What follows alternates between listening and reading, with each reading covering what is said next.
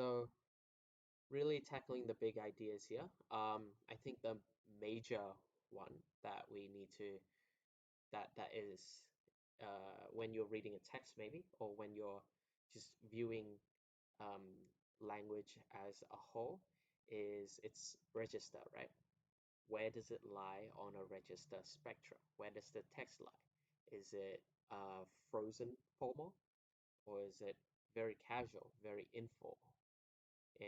Or somewhere in between, something more consultative, something more, uh, slightly formal, slightly informal, somewhat on either side. Yep. And so the important thing to remember about a register is that it's not black and white, that it's a spectrum. So when you're analyzing language, while register does jump at you, right? Generally jumps at you as being like formal and or informal. There's always nuance in there, right? It's never fully formal, if that even exists, or fully informal, if that even exists, right? So there's always a spectrum that you have to consider. And with that, I'd like to um, also move on to another aspect of the big ideas, that is the situational context.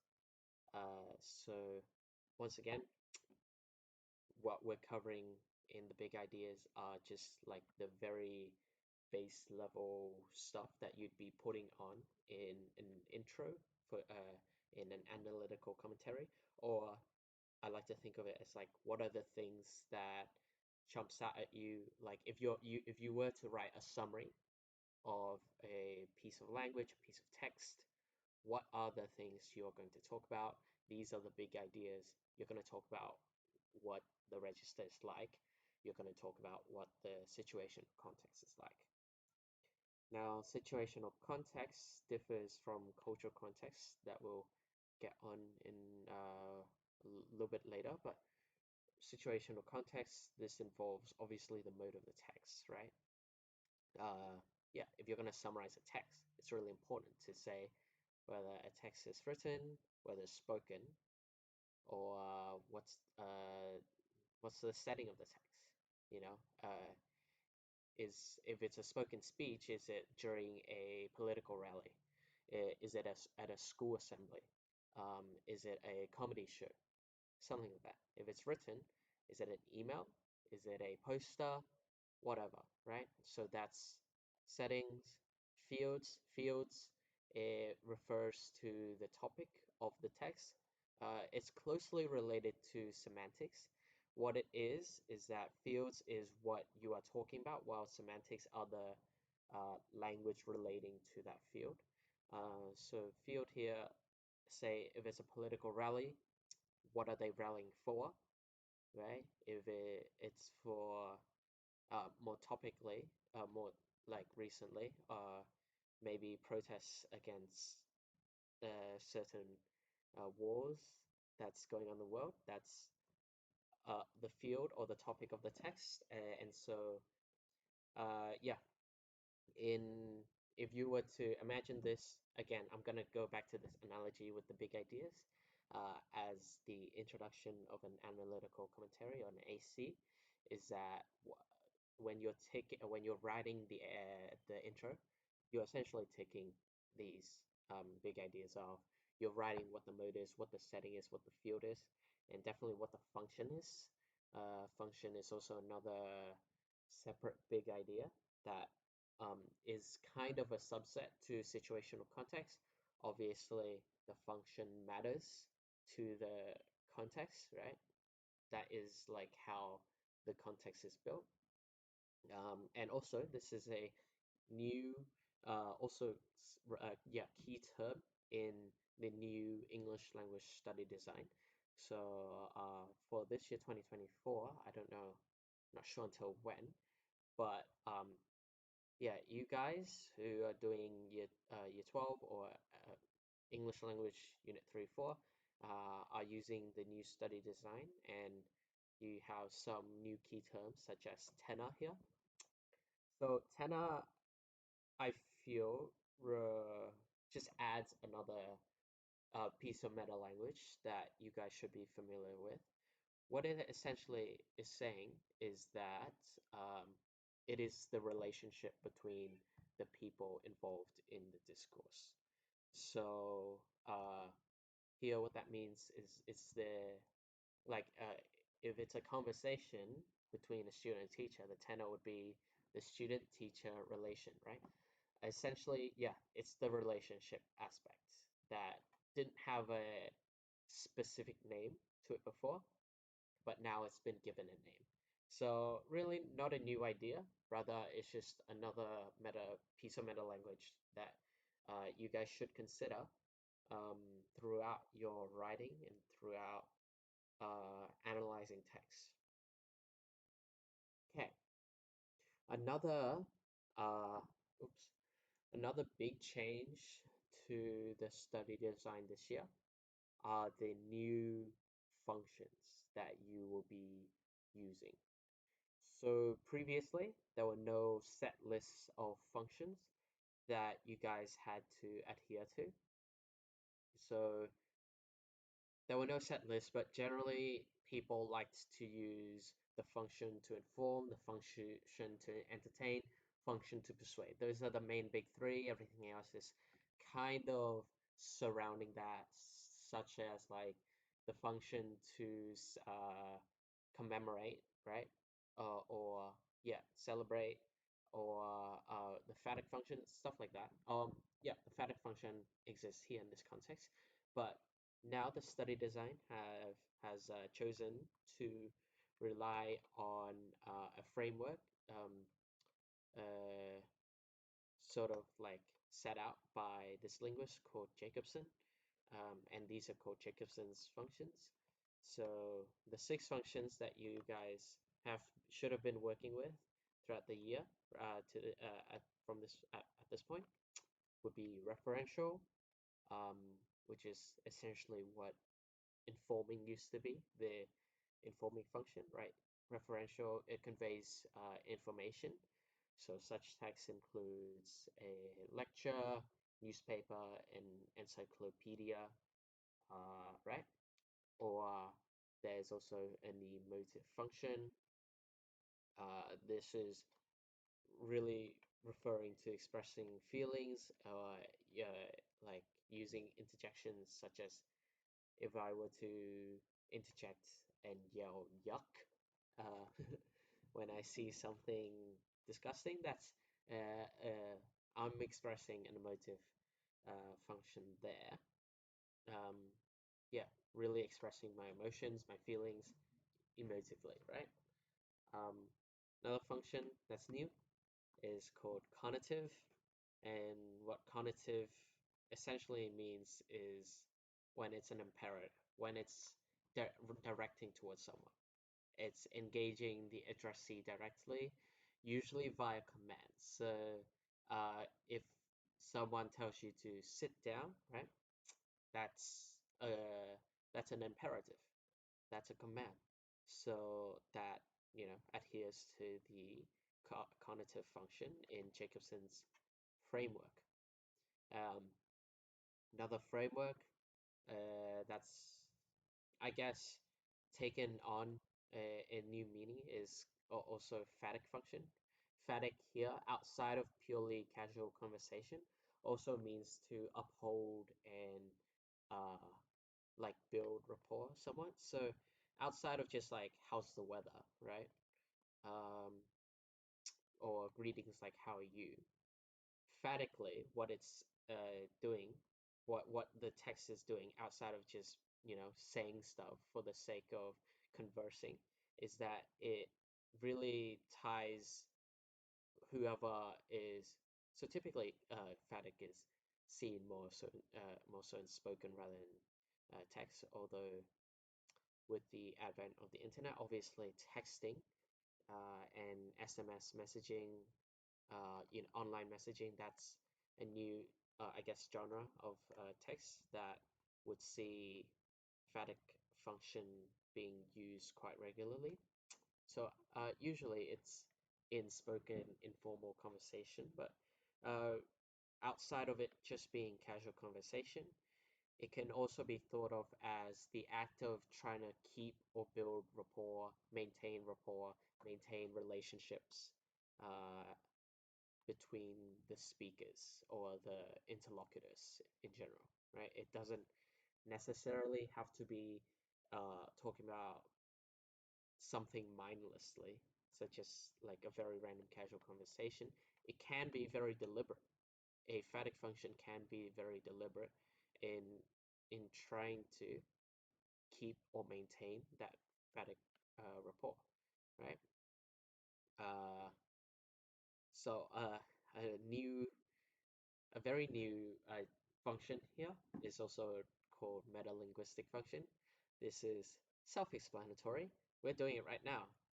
In fact, I think we're really using the referential and the metalinguistic functions, right? Obviously, metalinguistic, meta means about itself, and linguistic means about language. So language about language is language talking about itself. So in me talking about what does static mean, that's really serving a metalinguistic function, right? Not necessarily trying to inform about meta language, but also questioning it, just generally discussing language itself. If we were to converse and to quiz one another or ask one another, question one another on meta language, that would serve the metalinguistic function. And finally, in Jacobson's like sort of functions framework is the poetic function. Now, poetic, I think it like sort of creates is taken from a subset of what is the entertaining function. So poetic in this case is more of a formal version of entertaining, and rather like phatic has taken on phatic and emotive, I guess, has taken on more of the casual nature of what the entertaining function used to be. So poetic in this case really is talking about trying to elicit um, a sort of response, an aesthetic, elicit a message via the art of language. So this, often done through literature, poems, using uh, metalinguistic patterning such as semantic patternings, right? And it essentially brings in an aesthetic dimension to whatever piece of language you're trying to convey. So usually it can be to embellish like a hidden message or using quotations, right?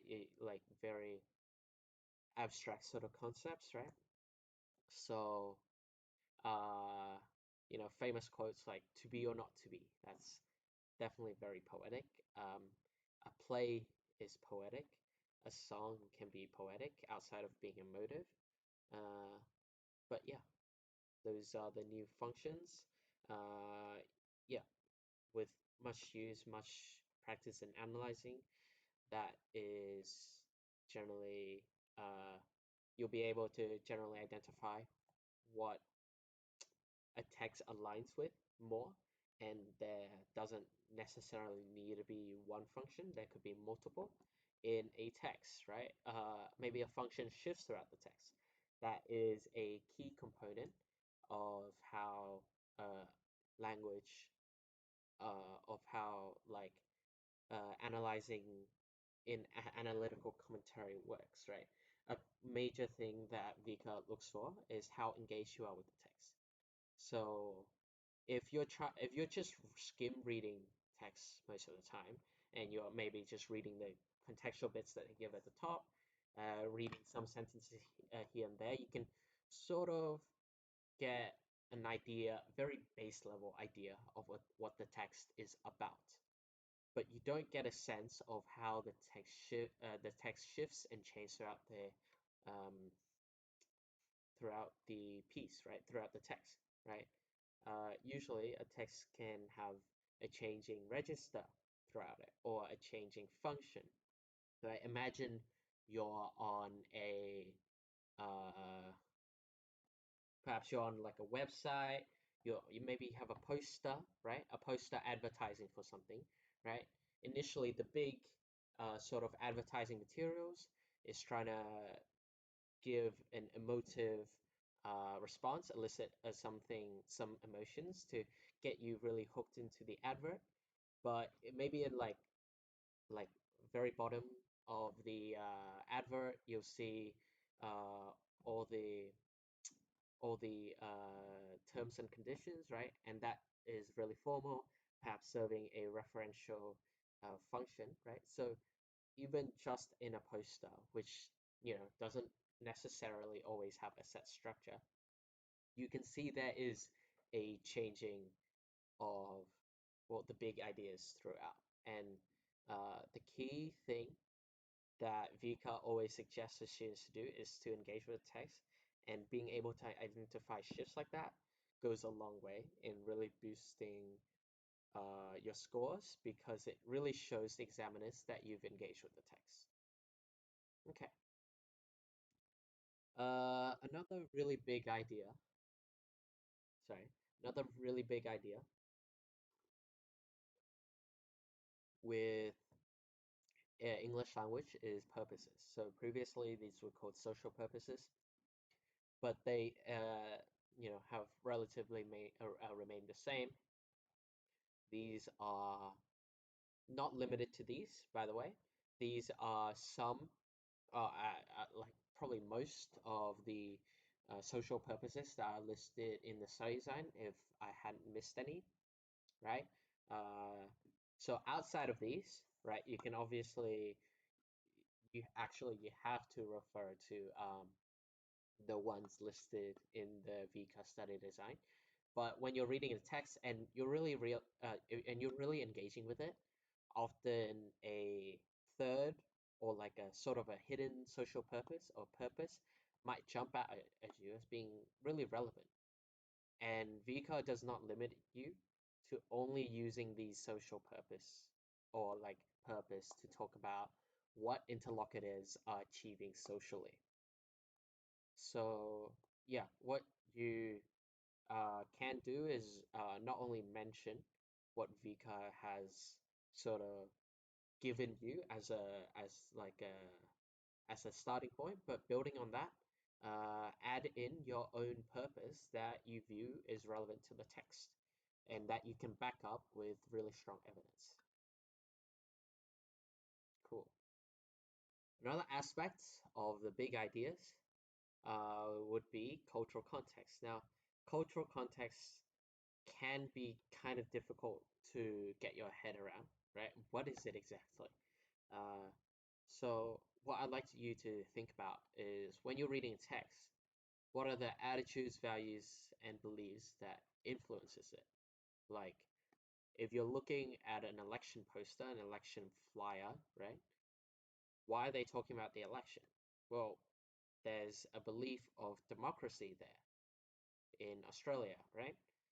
Uh, Particularly with last year's referendum for Aboriginal, or sorry, Indigenous voice um, in Parliament, the attitudes surrounding multiculturalism and Indigenous heritage and the history behind that colonial history is really relevant throughout the advertising materials or the informatives that you see everywhere, right?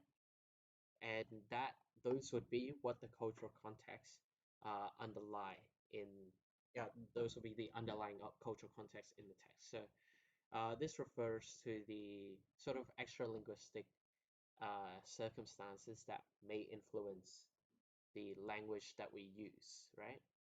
And it's based on the understandings and the traditions that shape and reflect our worldview. So it's typically harder to identify because we're so involved in our worldview already. We kind of have to take a zoom out in saying, well, how is this worldview different from other people in the world, and how might that affect our language differently? And that is usually the difficulty in trying to identify cultural context. But the key three sort of things that you can think about is what are the attitudes, the values, and the beliefs surrounding that text, and in order for you to identify the cultural context there within. Yeah.